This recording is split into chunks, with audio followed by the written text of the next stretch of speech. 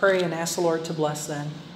Father in heaven, we thank you, Lord, for the opportunity we have to study the Bible, to look into the Word of God, and to go through the book of Numbers and to find biblical truths. And we just pray that we would understand it in context, that we would interpret it according to knowledge, and that we would have the wisdom to apply these things. And we pray and ask that you bless us and guide us through this whole thing. In Jesus' name, amen and amen. Oh, okay. Thank you.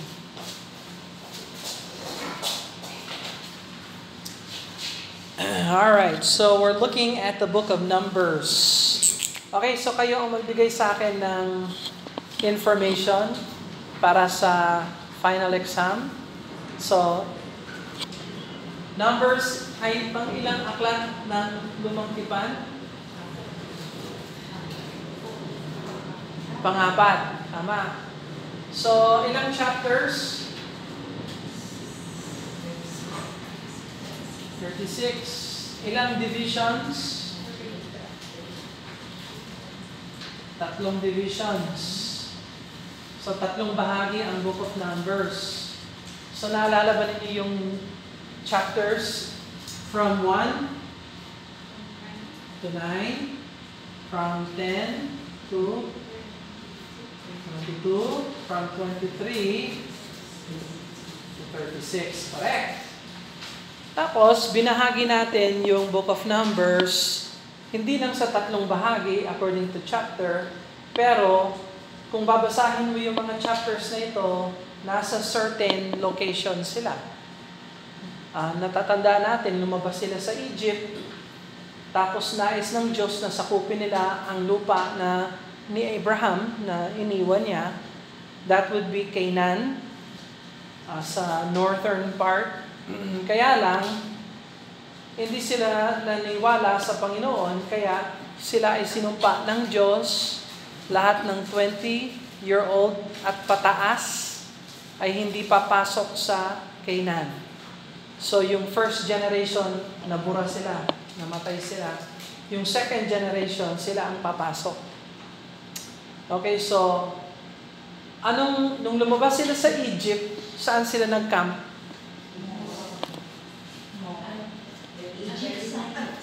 At Sinai.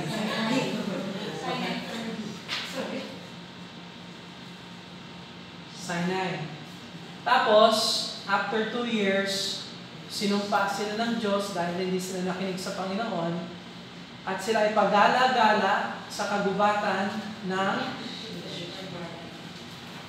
Kadesh Barnea. Tama. Kadesh Barnea. Pagkatapos, sila ay lumusong at na ngayon, nag-i-stay sila sa labas ng Israel, sa labas ng Canaan. Natatanda natin yung geography ng Canaan. May ilog, merong Dead Sea, yung Mediterranean Ocean nandito, Egypt nandito. Lumabas sila, pag-alagala sila sa Kadesh Barnea, ngayon nasa Moab sila. In Moab.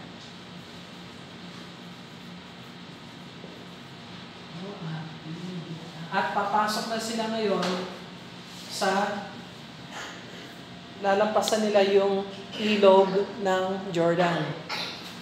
And they're going to take over Jericho, yung unang lungsod, Jericho.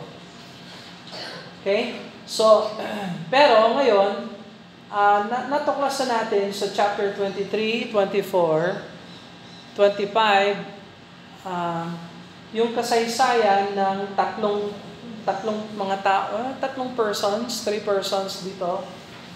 Isa, false prophet, yung isa, king ng Moab, at yung pangatlo ay yung Panginoong Diyos. So, from chapter 23, 24, yun ang 3 mga persona. Hindi alam ng Israel na ginangyayari ito. Pero, nais ng king of Moab. Sino yung king of Moab? Balak. Sino yung false prophet ng Moab? Baalim. Okay? Baalim. Baalim. Baalim. So, Balak, Baalim. Tapos, yung pangatlo, yung Panginoong Diyos. Now, nais ni Balak na sumpain ni Baalim ang Israel para mawasak sila, masira sila, at hindi sila maka-continue sa journey nila. Pero hindi pinayagan ng Diyos, nag-intervene ng Diyos, at imbis na sumpa ay blessing. So lahat ng 23, 24, 25 ay mga blessing ng Panginoon sa Israel. So ngayon, nasa chapter 25 tayo at saka chapter 26. We are now in chapter 25 and 26. At pansinin natin ito, hindi nagawa ni Baalim na sumpaan ang children of Israel dahil ang Diyos ay nagbigay ng word sa kanya na dapat sila ay i-bless instead of curse. So, umuwi na lang si Balak at umalis na rin si Baalim. And so, tingnan mo yung Numbers chapter 24 verse 1 sa Bible natin. Numbers chapter 24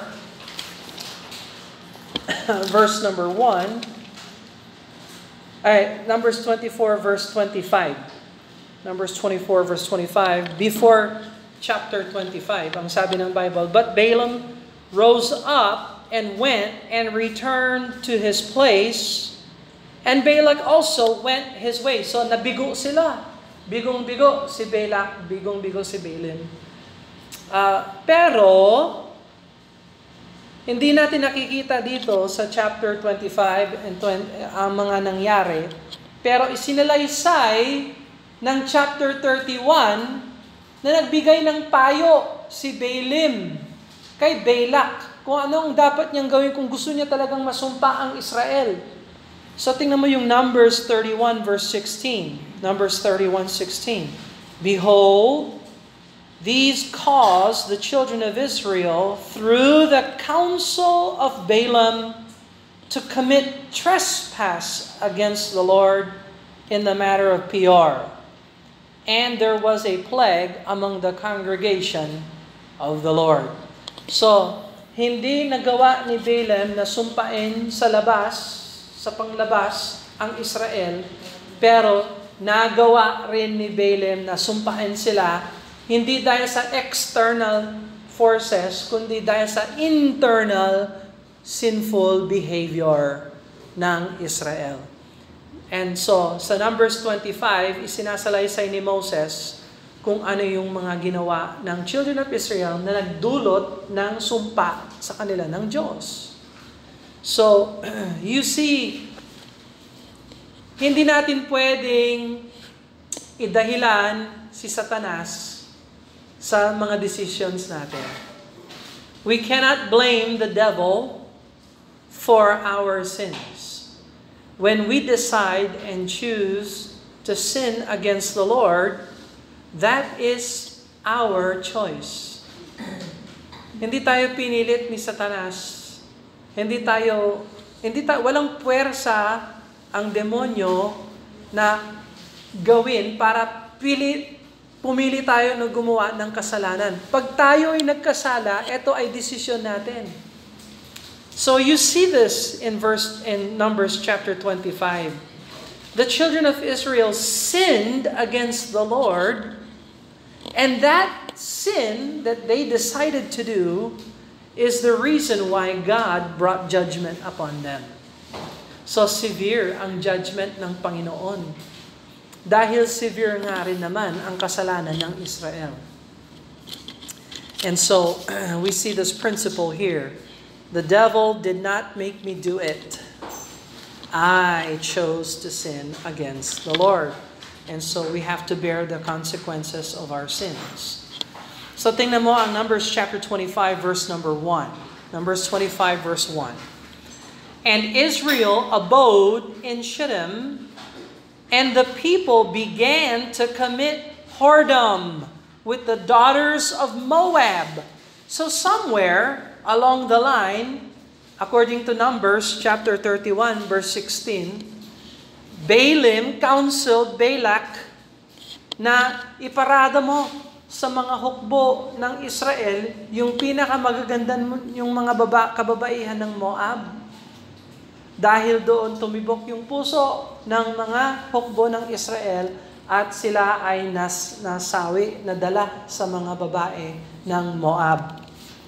At sila ay nagsama, nakiapid, they committed whoredom, that is immorality.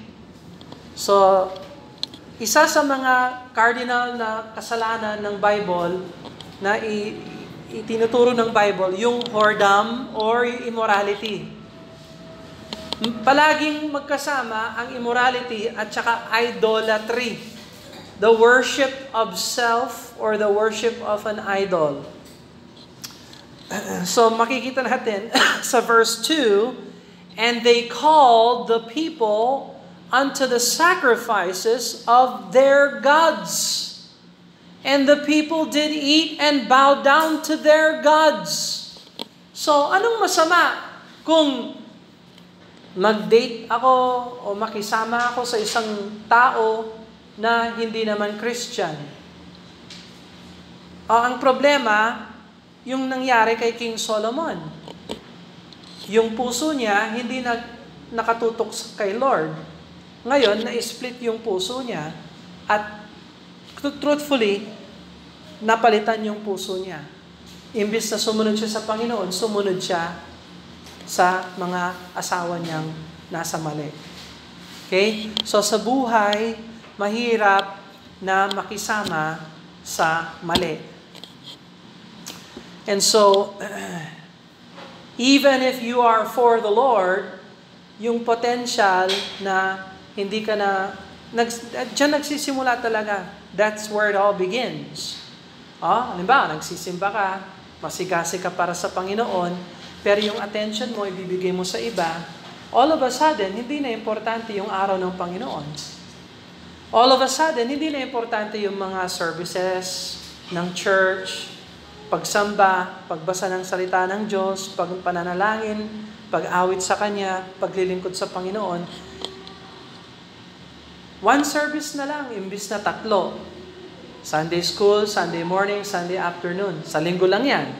Tapos meron pa tayong Wednesday night. Ang nangyayari, karaniwan, maraming mga Kristiyano, Sunday morning na lang ako. Hindi ko may bigay sa Diyos yung buong araw. Yung heart mo ba, single focus sa Panginoon? Or baka may oras ako para sa Panginoon, konti lang, tapos yung oras ko para dito, mas marami. So you see the principle here is the heart. So, noong nakita nila yung daughters of Moab, nadala sila sa paggagawa ng mali, and pretty soon, sumasamba na sila sa Diyos-Diyosan ng mga Moabites. And so look at verse number 3. And Israel joined himself unto Baal Peor. So, yung Baal Peor, pag sinabing Baal, ibig sabihin, Diyos. Okay? Alam ba niyo yung Bat-hala? Bat-hala. Diyos. Diyos yun ang mga Tagalog. Bat-hala. Baal, ibig sabihin ng Baal, Diyos. Yung Peor, yun ang bundok ng Peor, kung saan sila sa Moab. So, Diyos ng bundok ng Peor. Baal of Peor, the god of the mountain Peor. So yun ang ibig sabihin ng Baal Peor. Israel joined himself unto Baal Peor. So paano napasok sa pagsasamba sa mali ang Israel? Nadala pala sa beauty pageant ng Moabites. So you protect your heart, you protect your priorities. Kasi pag hindi mo prioritize ang Panginoon, palaging merong substitute yung Sunday. You will never grow to become a strong Christian na yung pag-church mo ay hindi consistent. Consistent. Isang linggo nandito ako. Next Sunday, wala. Next Sunday, nandito ako. Next Sunday, wala. Now, that is kung hindi ka naman providentially hindered. Okay? So, yung providential hindrance, halimbawa, may lagtat ka, may sakit ka, yung natural, magstay ka lang sa bahay. Huwag ka na magkalat ng virus. Di ba? Does that make sense? Pero palagi ka bang may sakit every Sunday? Ha? Narinig ba ninyo yung bagong sakit? Sundayitis? Sundayitis? Alam mo yung Sundayitis? Paggising ng umaga, extra malambot yung unan, extra na presko yung higa, hindi makatayo, tapos sumasakit yung likod kaagad. Mag-stay na lang ako. Sundayitis. O yung Sundaymyalgia. Ha? Ang mga sikat na yon, feelings. Ewan ko, bakit pag linggo, iba na yung feeling ko. Oh.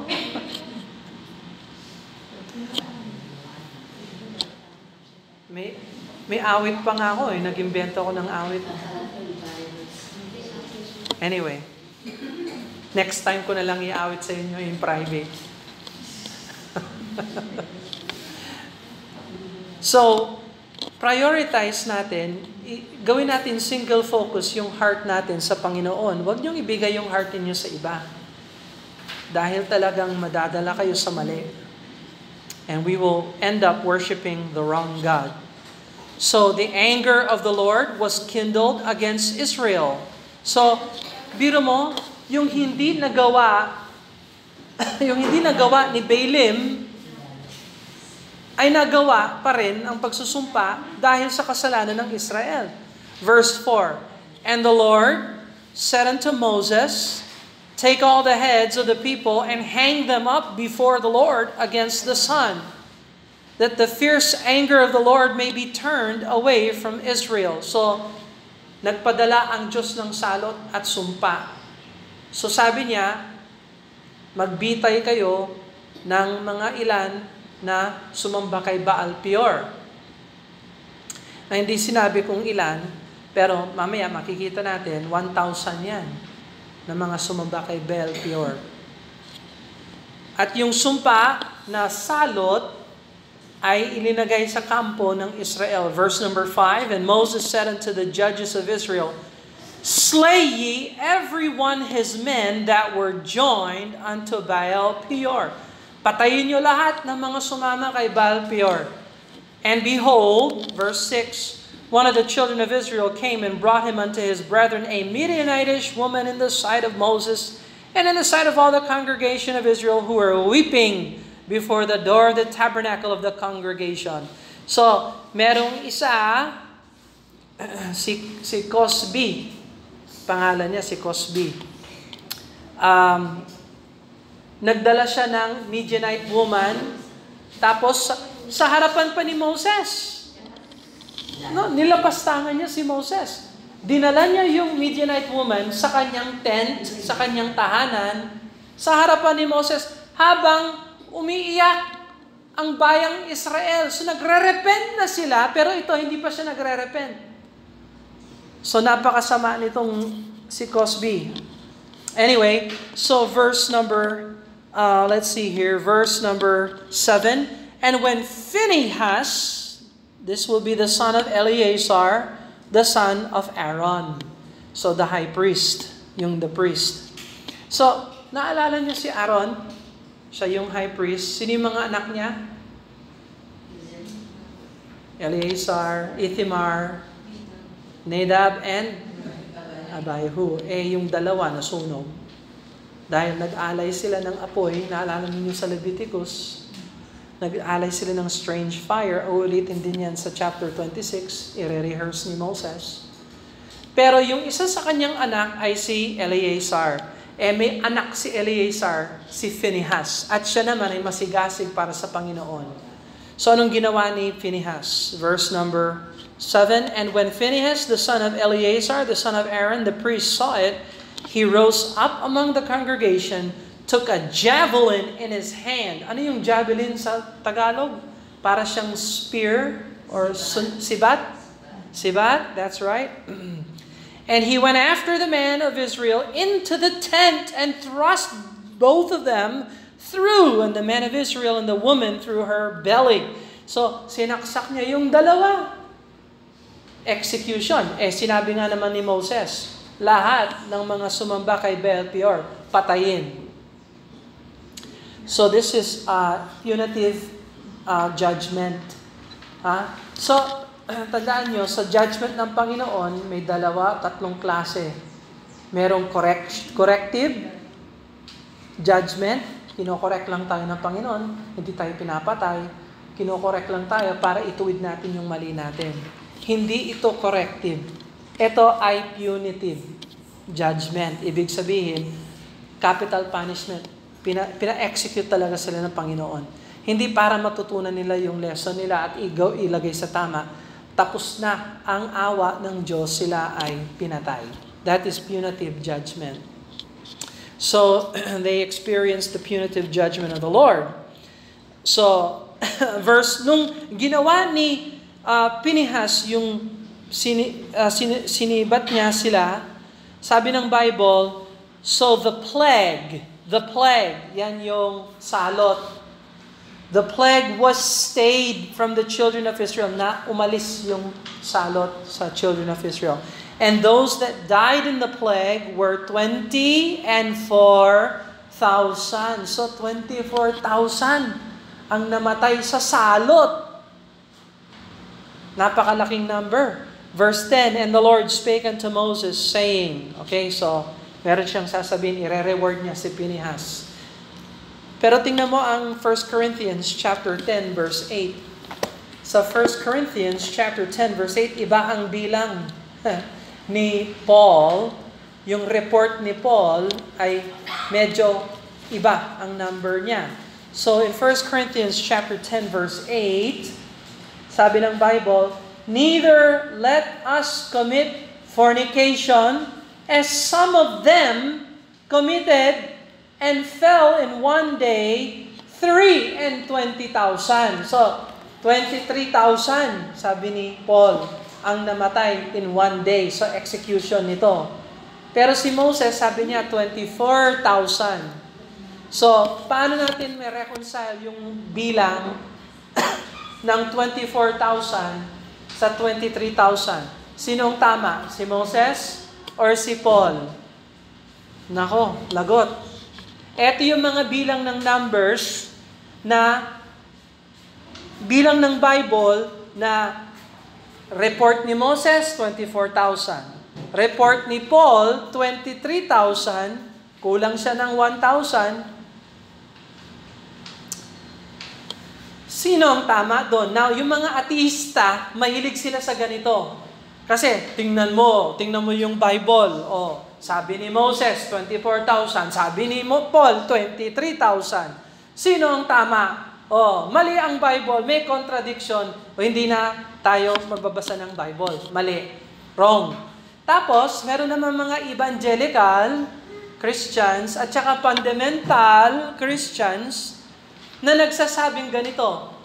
Hindi kasi natin alam kung ano talaga ang number. Kasi yung textual na, yung Hebrew iba, yung Greek iba, kaya hindi natin alam.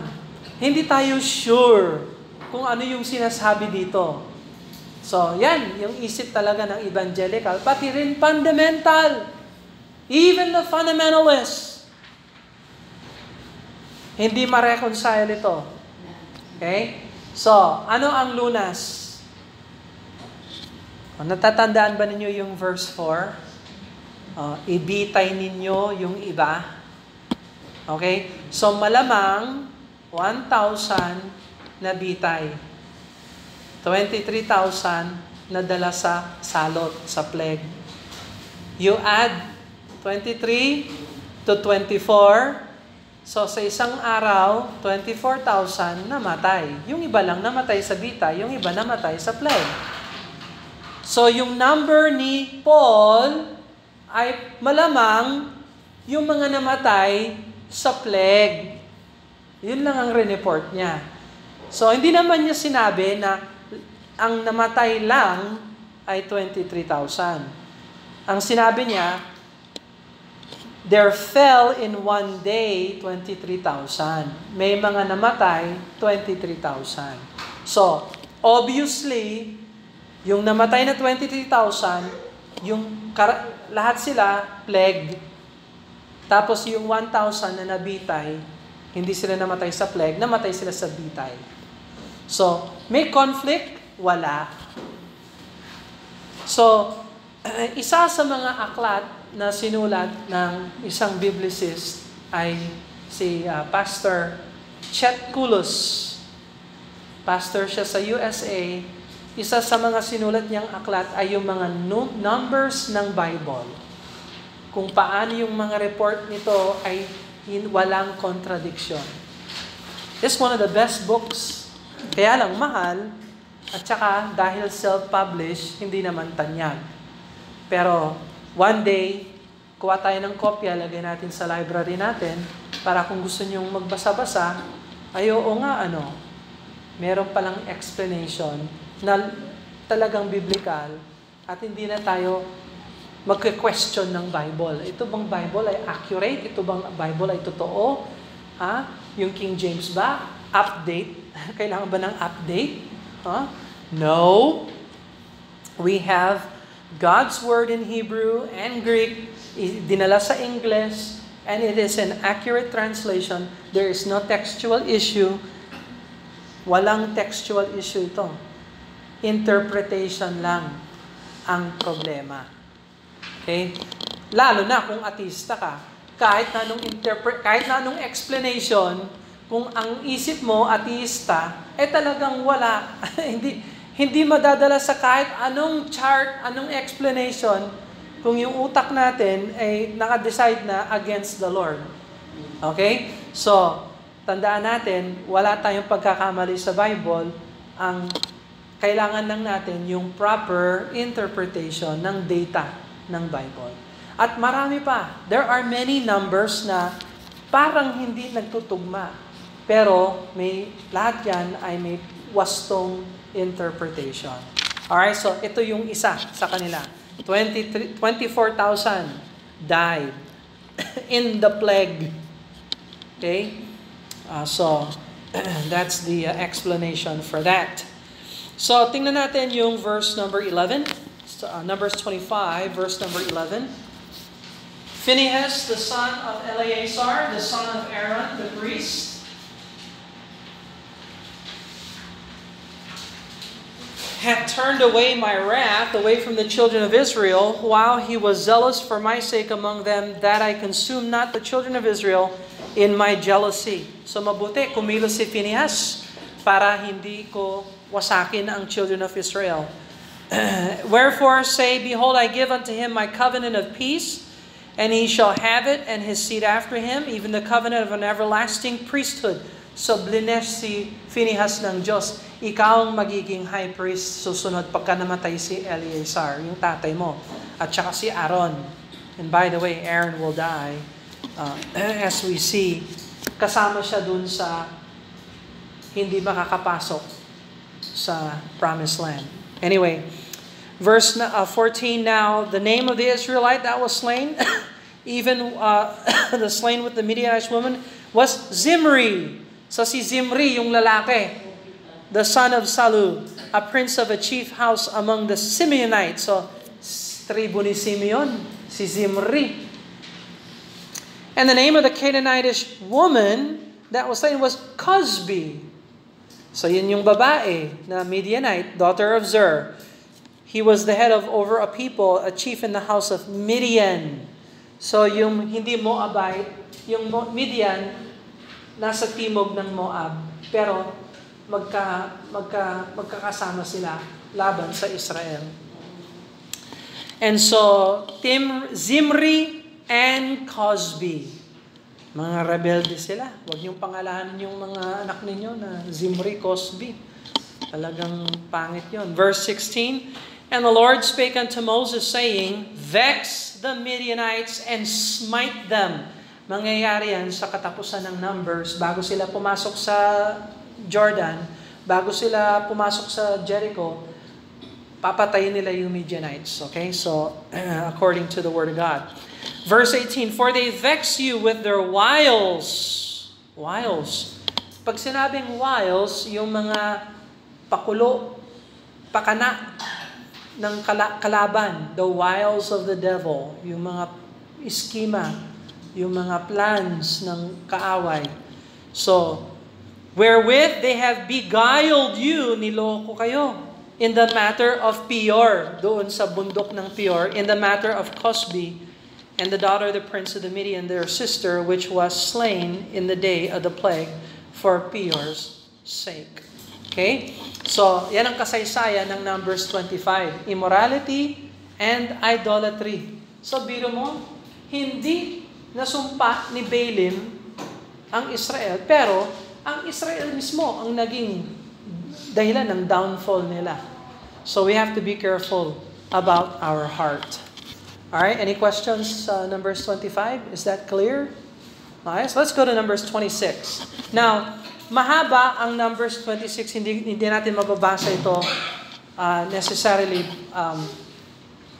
But I want to look at Numbers 26 dahil ito yung pangalawang census. So Numbers 26, second census. Numbers 1 to 4, yan yung first census. Census. 26, second census. Kasi nga, papasok na sila sa Jordan, sa Jericho. And so, kailangan ng inventory uli. So, parang bumalik tayo sa chapter 1 uli. Okay? So, Numbers 26, verse number 1. And it came to pass that after the plague, that the Lord spake unto Moses and to Eleazar, the son of Aaron, the priest, saying, take the sum of all the congregation of the children of Israel from 20 years old and upward throughout their father's house, all that are able to go to war in Israel. So war. Balik ulit tayo. Ito yung bilang ng army. Army ng Israel, yung mga pwedeng makipag-war. Alright? So gaya ng chapter 1 at saka chapter 2, nag-start na naman tayo sa pagbilang ng mga sundalo. So tingnan mo yung layout ng scriptures na linagay ko sa paragraph. Verse 5, tribo ng Reubenites. Verse 12, tribo ng Simeon, Simeonites. 15, Gad. 19, Judah. 23, Issachar. 26, Zebulun. 28, Manasseh and Ephraim. Kanino si Manasseh at si Ephraim? Kay Joseph. So, tribo yan ni Joseph. Kaya lang, na-split sila kasi napakalaki nila. Pero yung verse 33, tingnan mo, ibang pangalan. And Zelophehad, the son of Hepher, had no sons, but daughters. Kawawa naman itong si Zelophehad. Wala siyang mga boys, puros girls. Kaya, one generation lang sila. At dagdag problema, sumama si Zelophehad. Naalala ninyo yung apat na nagrebelde kay Moses? Korah, On. Sino yung dalawa? Korah, Dathan, Abiram. Yes? Is that right? Number 16. Tingnan natin. Naalala ko, nasa number 16 yan. Number 16. Number 16, let's see. Now, Korah and on, Korah on, Datan and Abiram. Okay, so tama. So yung apat na yon na nagrebelde kay Moses, kasali dyan si Zelophehad. Now, so, remember, 250 men sumama kay Korah. And Zelophehad was one of them, and he had daughters. Okay, so verse 38, balik tayo sa Numbers 25, verse 38. Benjamin, 42, Dan, 44, Asher, 48, Naphtali. So yan yung 12 tribes of Israel armies. So nung Numbers chapter 1 to 2, 3,000, ano sila? Ano ba ito? Where are we at? 601,000, 730.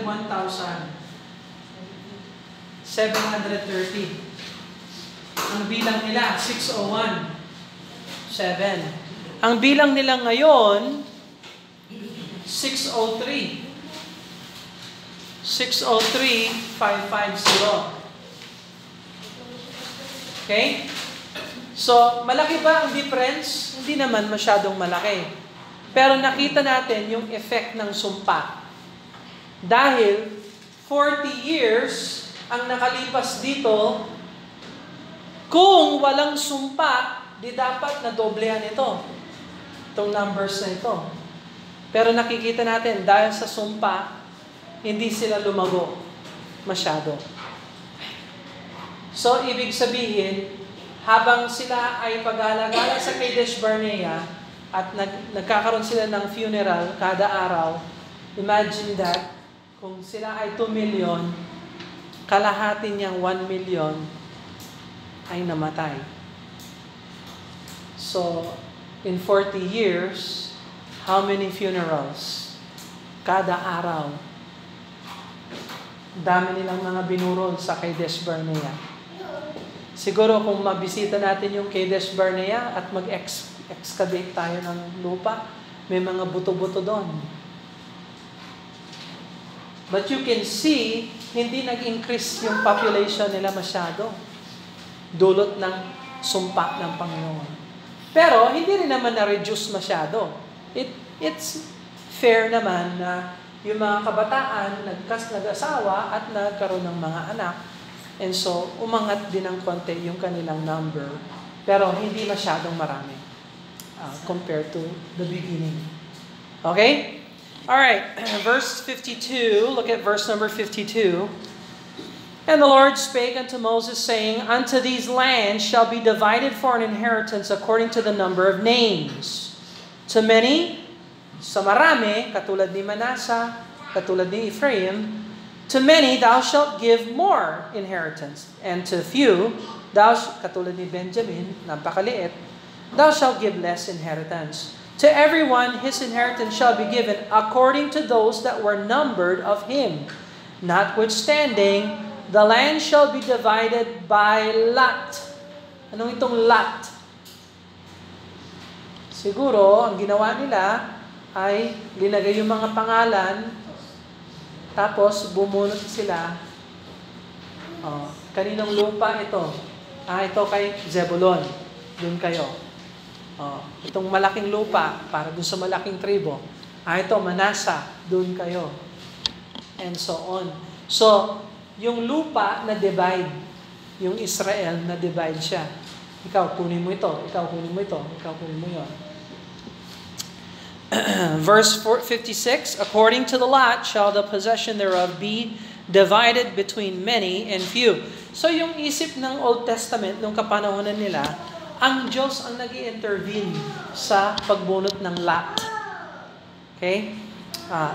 So, nag-ooperate pa ba ang Diyos ngayon sa pamamagitan ng lot? Hindi na. So tandaan natin, miraculous ang intervention ng Panginoon nung Bible days. Ang intervention ng Panginoon ngayon ay providential, hindi miraculous. Okay? Lahat ng mga miracles ay merong punto at sinyales. Ang point ng mga miracles, boys, mamaya, labas. Hindi pa ako tapos. Meron pa akong 10 or 15 minutes. Anyway, I got it. Tapos maingay pa naman. Anyway, as I was saying before I was rudely interrupted, favorite saying ng mga teachers ko yun. Anyway, so, God does not operate miraculously, direct miracles today. He operates providentially today. Nasa background ng Lord ngayon. But He is working His will in the background, and everything will go according to the purpose and plan of God. Kaya lang, hindi miraculous ngayon. Now, pagpasok ni Jesus Christ, when Jesus returns in the millennial kingdom, babalik uli yung miracle signs and wonders at yung mga healing and power magiging evident. Pero sa ngayon, providential. So, ang encouragement sa atin, kung kailangan mo ng miracle, mag-pray. Dahil kung kailangan mo ng miracle, isa lang ang merong power na magbigay ng miracle. And that is the Lord. At wala siyang obligation ngayon na sagutin ng yes yung mga prayers natin. He is not obligated. Now, hindi katulad nung time ni Jesus Christ, yung king ng millennial kingdom nandito, ang daming lumapit sa kanya, humingi ng healing. Alam mo, wala siyang tinanggihan. Lahat hinilot niya. Lahat ng hinilot niya, gumaling instantly, kaagad. Dahil hindi siya napagod. Hindi nawalan ng power. Hindi pwedeng mawalan ng power. Unending yung power niya. Kaya lang sa ngayon, He does not operate miraculously directly. He operates in the background, providentially. Nasa sa atin na magtiwala tayo sa Kanya. Alright, verse 57. And these are they that were numbered of the Levites. Okay, so yung next numbering, katulad ng chapter 3 and 4, Levites naman. Ito yung mga worship leaders. Worship. So, worship. Okay, tapos workers. Anyway. So, yung mga Levites naman ang susunod, at yung bilang nila ay halos magkaparehas, pero yung rule sa kanila kakaiba. Tingnan mo yung verse number 62. Verse 62, and those that were numbered of them were 23,000, all males from a month old and upward. For they were not numbered among the children of Israel, because there was no inheritance given them among the children of Israel. O kaya pala pagdating sa lupa ng Levites, wala silang mamanahang lupa. Why? Dahil sila ay pare. They are priests. Hindi sila pwede magkaroon ng property sa earth, sa lupa. Dahil sila ay makalangit yung kanilang trabaho and kanilang calling, yung calling ng Panginoon sa kanila. So, foundational ito sa mga pare ng Bagong Tipan. By the way, sino ang pare sa Bagong Tipan? Sino ang mga pare sa Bagong Tipan? Lahat ng mananampalataya sa Diyos ay mga pare. So, hindi ho tayo naniniwala na kailangan natin ng pare, na pupunta pa tayo sa isang pare para ipag-pray tayo, para ipag-pray yung mga mahal natin sa buhay. Kung ikaw ay mananampalataya sa Diyos, pwede kang lumapit sa Diyos anumang oras, anumang araw, anuman ang situation. You can go directly to God because of Jesus Christ. So, ginawa kang pare. Brother Bill, babae ako. Ginawa kang pare. You have a relationship with God, kahit na if gender is different or whatever. You are a priest. You can go to God dahil sa ating high priest. Sino yung high priest natin? Si Pope John Paul? Hindi. Si Manalo? Hindi. Si President ng Mormon? Hindi. Baka yung Watchtower? Hindi. ang high priest natin ay si Jesus Christ, hindi tao. Diyos na nagkatawang tao. And so we have free access to God anytime. And so yan ang blessing ng priest ng bagong tipan. Alright, so any questions so far? Nagigets na natin yung Book of Numbers, no? Malapit na tayong matapos. Next week, yung kaso, naalala ninyo ito, ng verse 33, Zelophehad, yung mga anak ni Zelophehad na mga babae, nag-appeal sila kay Moses. Sir, wala kaming karapatan, mga kababaihan kami. Hindi naman pinagpala yung tatay namin na magkaroon ng boys. Lahat kami, girls, sumama pa siya sa rebellion ni Korah. Pero, pwede mo bang tanungin ng Diyos kung may blessing pa siya para sa amin? Tingnan mo yung mga ladies na yon. May faith sila. Kahit na alam nila legally, wala silang standing. At pinagbigyan sila ng Diyos. Umapila sila kay Moses para sa Panginoon. At sabi ng Panginoon, tama sila. Bigyan mo sila ng lot. Bigyan mo sila ng land. So nakikita natin, I'm ahead. But makikita natin sa Numbers 27, in honor ng Diyos yung mga kababaihan na yon. So, sa literature ng mundo, yung pananaw sa kababaihan ay inaangat ng Bible. Hindi katulad ng mga Muslim or yung mga religion ng iba pang mga lipunan na, nako, pag babae ka, ibabalot ka. Wala kang karapatan. Hindi ka pwedeng mag-vote. Hindi ka pwedeng magsalita or whatever. So anyway, you see sa Bible, inaangat yung pananaw ng ladies and women. So that's one of the blessings of Christianity sa mundo natin. Kasi hindi alam ng mundo natin ito hanggat hindi nakita sa Bible. And we see these things here. So Numbers chapter 27 is next. And we'll look at the case of the daughters of Zelophehad. All right, let's pray. Father, we thank you, Lord, for the things we're learning in the Scriptures as we go through the book of Numbers and see the principles and the biblical truths. Help us to guard our hearts and to prioritize our time to serve you.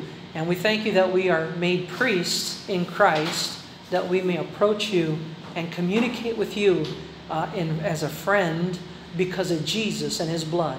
We ask your hand of blessing upon us, Lord, as we walk in light of the truth, as we make our way to heaven and fight all kinds of things. Help us to fight the fight of faith, Lord. And we love you and ask that you bless us in Jesus' name. Amen and amen.